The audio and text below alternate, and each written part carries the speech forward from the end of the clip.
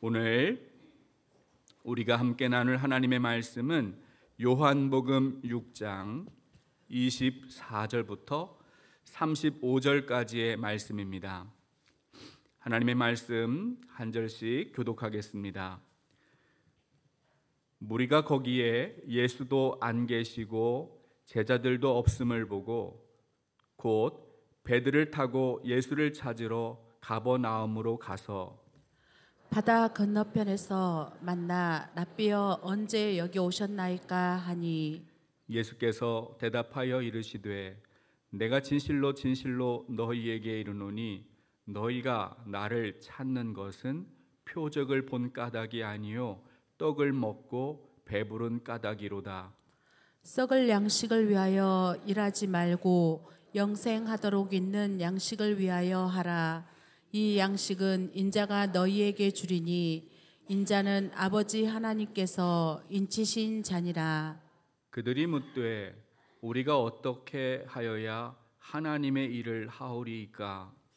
예수께서 대답하여 이르시되 하나님께서 보내신 일을 믿는 것이 하나님의 일이니라 하시니 그들이 묻되 그러면 우리가 보고 당신을 믿도록 행하시는 표적이 무엇이니이까?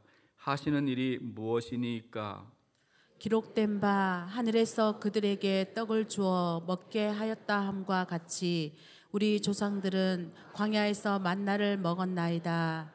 예수께서 이르시되 내가 진실로 진실로 너희에게 이르노니 모세가 너희에게 하늘로부터 떡을 준 것이 아니라 내 아버지께서 너희에게 하늘로부터 참떡을 주시나니 하나님의 떡은 하늘에서 내려 세상에 생명을 주는 것이니라. 그들이 이르되 주여 이 떡을 항상 우리에게 주소서. 예수께서 이르시되 나는 생명의 떡이니 내게 오는 자는 결코 줄이지 아니할 터이요 나를 믿는 자는 영원히 목마르지 아니하리라. 아멘. 요즘에 사람들은 먹는 것에 관심이 많습니다. 여행을 떠나도 거기 무슨 음식이 맛있는지 알아보고 맛집이 어디에 있나 알아보는 것이 중요해졌습니다.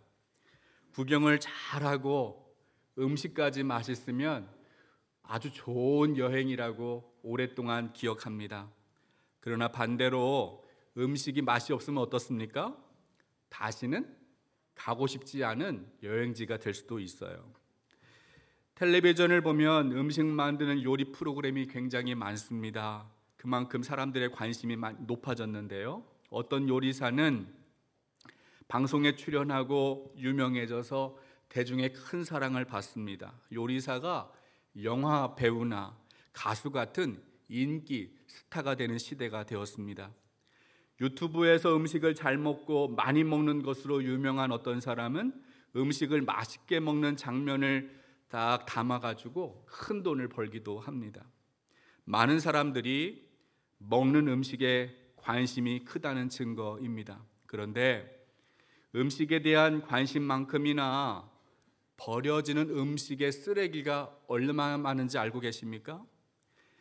환경부 발표에 따르면 우리나라에서 연간 배출되는 음식 쓰레기가 572만 톤이라고 합니다.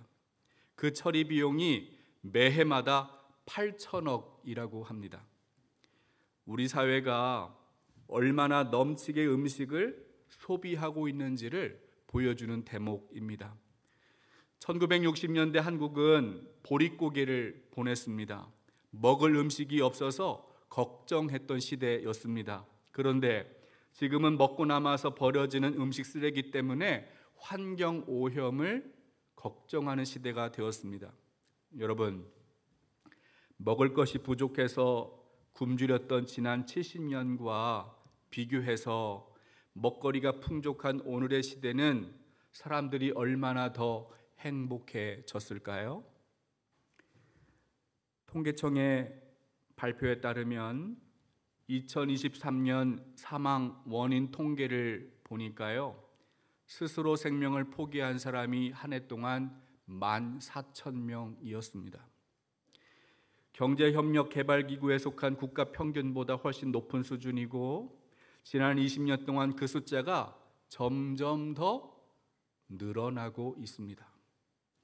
여러분, 이런 통계 자료가 말해주는 것은 무엇입니까? 물질적인 풍요를 누리고 먹거리가 차고 넘치는 세상에서 살아도 사람들이 행복을 느끼지 못한다는 거예요. 오히려 사람들은 정신적으로 심각한 고통을 호소합니다. 어떤 정신의학과 교수가 신문에서 인터뷰한 기사를 보았습니다. 이런 내용입니다. 우리 사회는 예전보다 크게 나아진 경제적, 문화적 풍요로움을 누리고 있지만 자살이 늘어나는 것은 물질적인 가치만으로 인간을 행복하게 할 수 없다는 증거이다. 출애굽기를 보면 이스라엘은 광야에서 40년 동안 생존하기 위하여 사투를 벌입니다. 광야는 척박하고 메마른 땅입니다. 먹을 것이 많이 부족했습니다. 마실 물도 모자랐습니다. 하루하루 하나님만 바라보고 하나님을 의지해야 살아남을 수 있는 그런 장소가 광야입니다.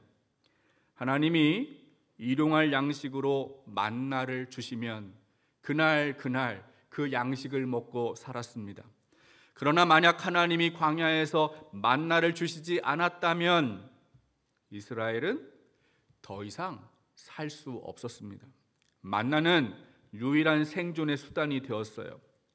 이스라엘은 만나를 주시는 이 특별한 하나님의 은혜로 광야에서 살아남았습니다. 그런데 그들이 가나안 땅에 들어가서 정착하고 씨를 뿌리고 농사를 짓고 첫 번째 소출을 얻었을 때 만나가 그쳤습니다.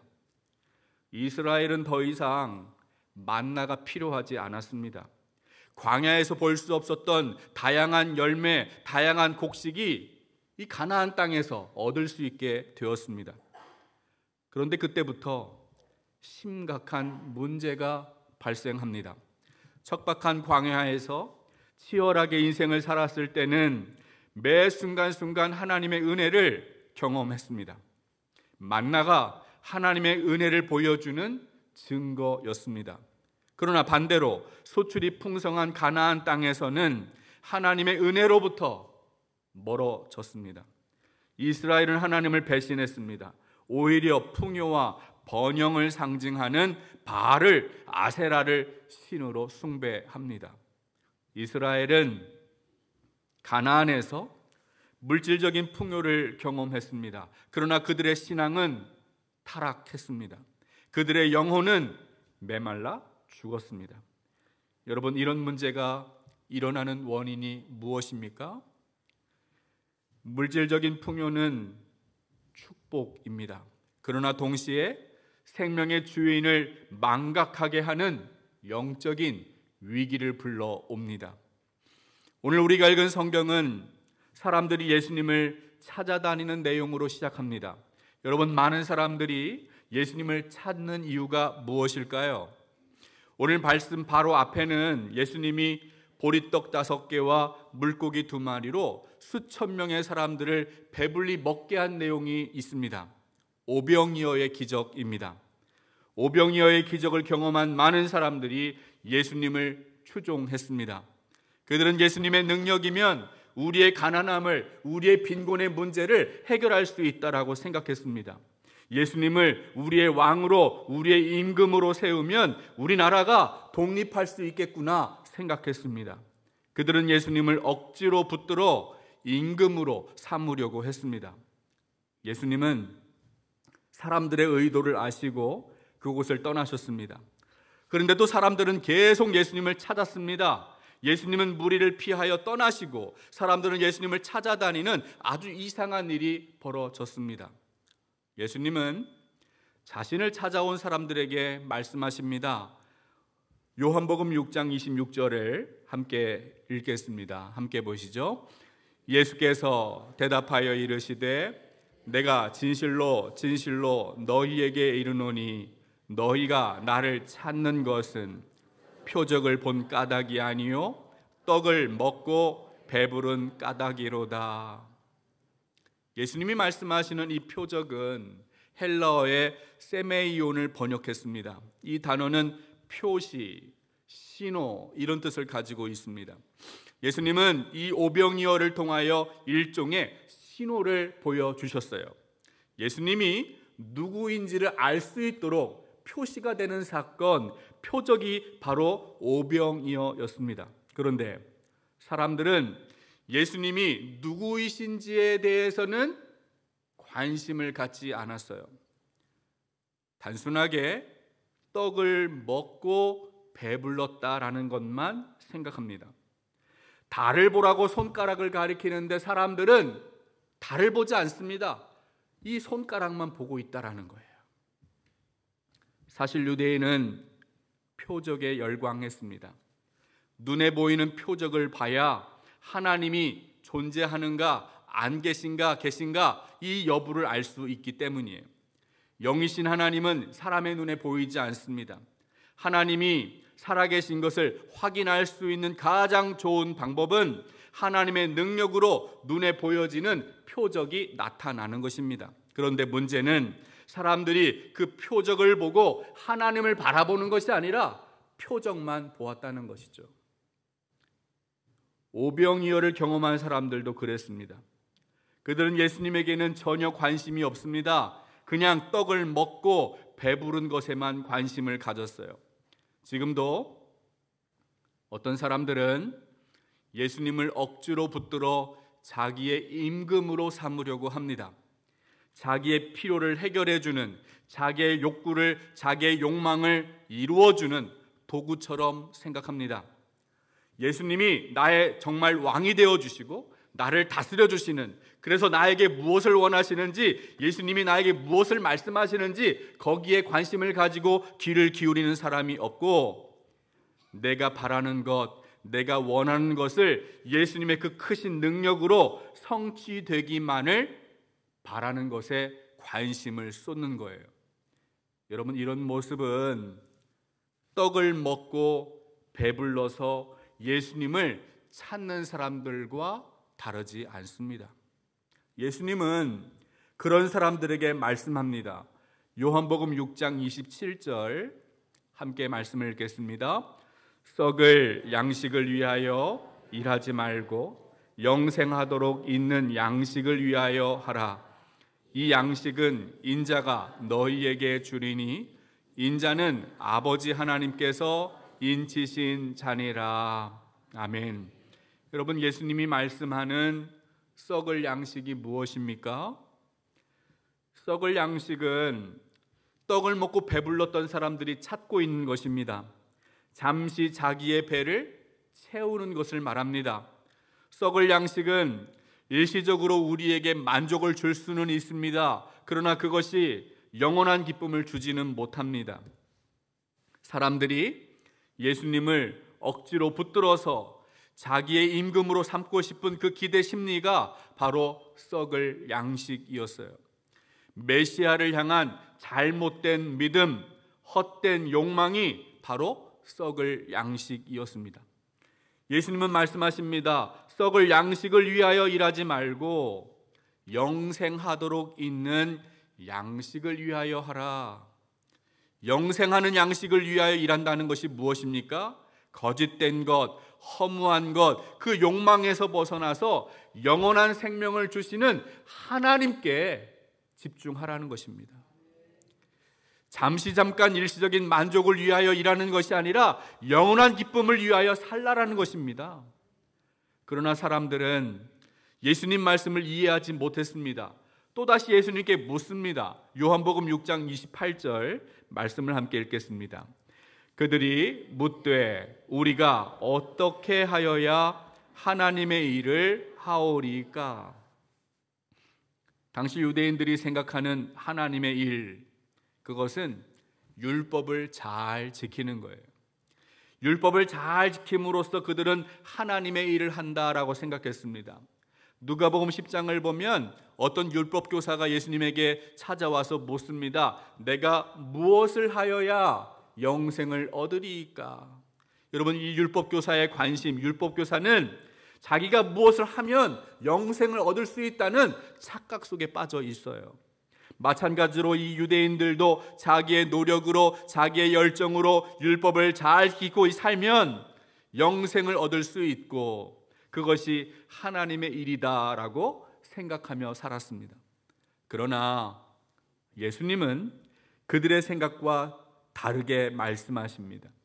우리 요한복음 6장 29절 말씀을 함께 읽겠습니다.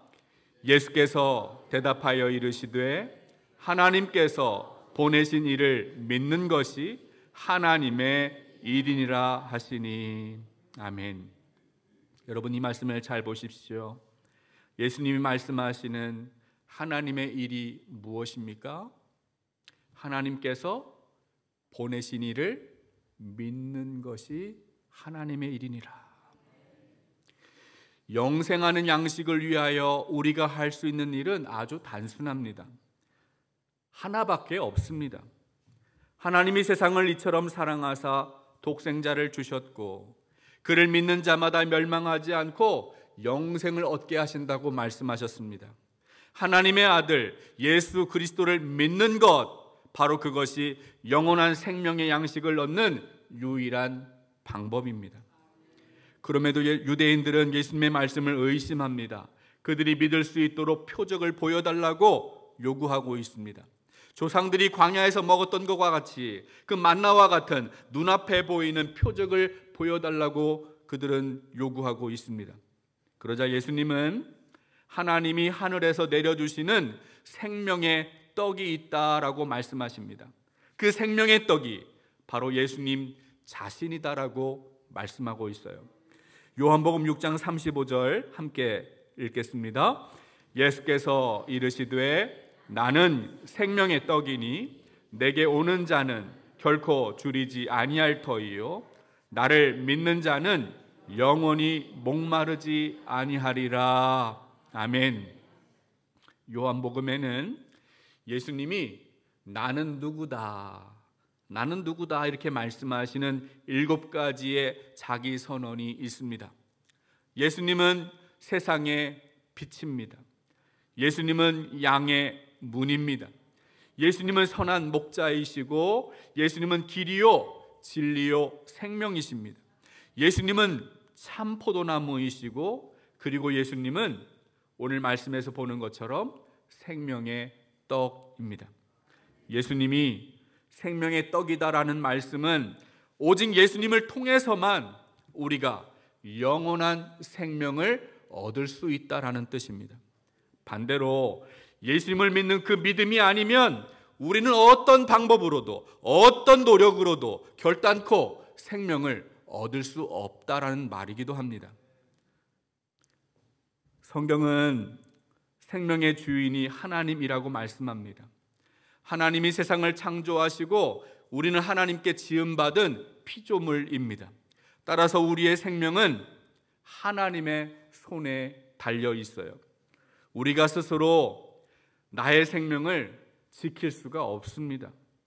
여러분, 우리가 아무리 많은 돈을 가지고 있고 아무리 좋은 음식을 찾아 먹는다 할지라도 우리의 능력으로 우리의 생명이 연장되지 않습니다. 하나님이 우리를 지켜주시고 우리를 돌보시지 않는다면 눈에 보이지 않는 작은 미세한 바이러스 앞에서 순간 무너지는 것이 인생이에요. 이것이 우리의 한계입니다. 우리의 한계는 하나님의 구원과 맞닿아 있습니다. 우리의 부족함을, 우리의 연약함을 깨닫게 될 때 하나님이 내밀어 주시는 그 구원의 손을 붙잡을 수가 있어요. 하나님이 생명을 완성하시는 방법은 예수 그리스도였습니다. 예수님이 우리 대신 십자가에 달려 죽으시고 다시 살아나셨습니다. 예수님의 십자가와 부활을 믿음으로 우리가 죄와 사망으로부터 구원받았습니다. 예수님을 믿음으로 영원한 생명을 얻었습니다. 따라서 예수님은 하나님이 보내신 이를 믿는 것이 영생의 양식을 위하여 일하는 하나님의 일이다라고 말씀하는 거예요. 나는 생명의 떡이니 내게 오는 자는 결코 줄이지 아니하며 나를 믿는 자는 영원히 목마르지 아니하리라라고 말씀하고 있습니다. 이스라엘을 통일 왕국으로 세웠던 다윗이 고백했습니다. 시편 18편 1절 2절 말씀 우리 한번 같이 읽어보겠습니다. 함께 보시죠. 나의 힘이신 여호와여, 내가 주를 사랑하나이다. 여호와는 나의 반석이시요 나의 요새시요 나를 건지시는 이시요 나의 하나님이시요 내가 그 안에 피할 나의 바위시요 나의 방패시요 나의 구원의 뿌리시요 나의 산성이시로다. 아멘.